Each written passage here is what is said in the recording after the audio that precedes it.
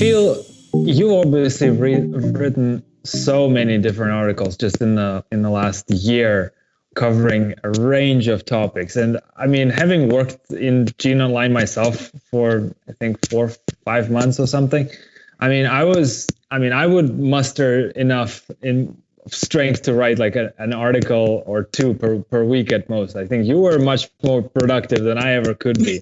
I mean, is writing now easier for you than ever before, or you feel like because you've written so much, you feel like maybe it starts to be a little too repetitive for you, or like where do you see yourself in this sort of writing spectrum? Do you have a writer's block at some point?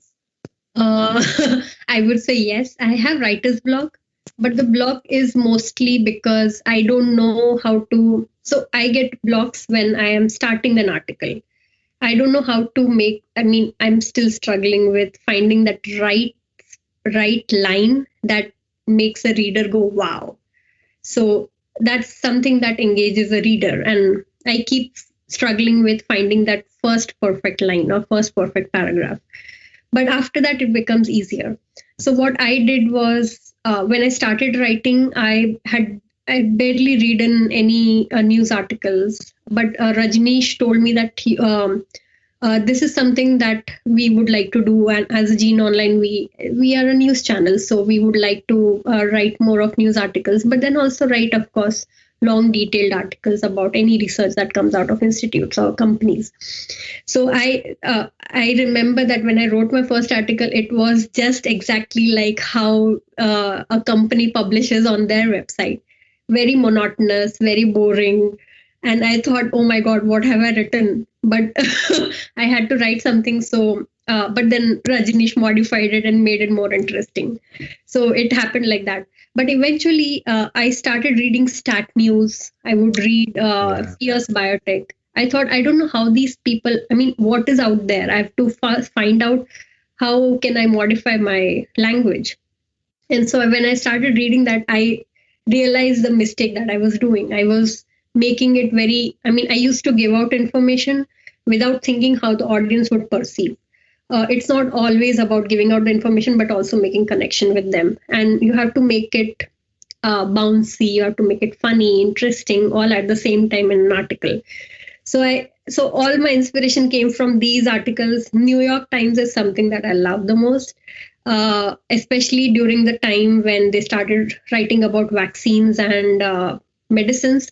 They would make it so interesting for a reader, and for a person like my husband, he's not a scientist, yet he understood what they have written. They took the paper, they made simple paragraphs out of it and presented it to the public.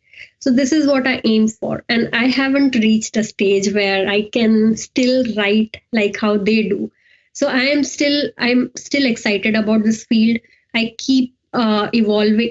I've been evolving, but I keep I try to make myself as much better as I can. So for in terms of writer's block, the block is only while writing, but not for the field completely. Okay, I see.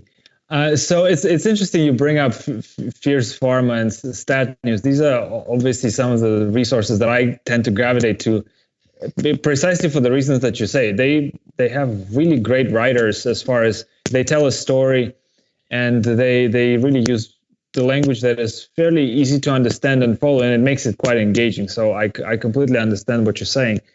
So do you feel like you are more of a writer, or you still spend quite a lot of time reading the news yourself? Because we have no shortage of news these days, especially in the biotech world, life science world. But what do you find yourself doing more, reading the news or writing them? I spend more time reading the news, digesting it, and then making it in my own, presenting it in my own words. So majority of my time goes in doing the market analysis. So very early on, I realized that when you present a news, you also have to present facts that would engage investors or engage engage people who would want to see the future of a company. So a lot of time, at least 3-4 hours, just hours just go in finding the relevant information, making connection between them, looking at the future and the past of a company. If I'm writing about a company, if I'm writing about a technology, then looking at how it has evolved over the time, how where all it is being utilized now, what is the future of it. So all of that. So a lot of time goes in reading, and because then after that it becomes very easy to just write, because you know where all the points are. And so I jot down all the points, whatever is important, and then make a connection and make a write. Right. I have to say, just having heard just what you just said makes me feel like that's why you're such a good writer, because you're a really good researcher, right? I feel like that's exactly right, because you have the tenacity to go after and really find those details that tell a story from all those different facts that you research, as a matter of fact.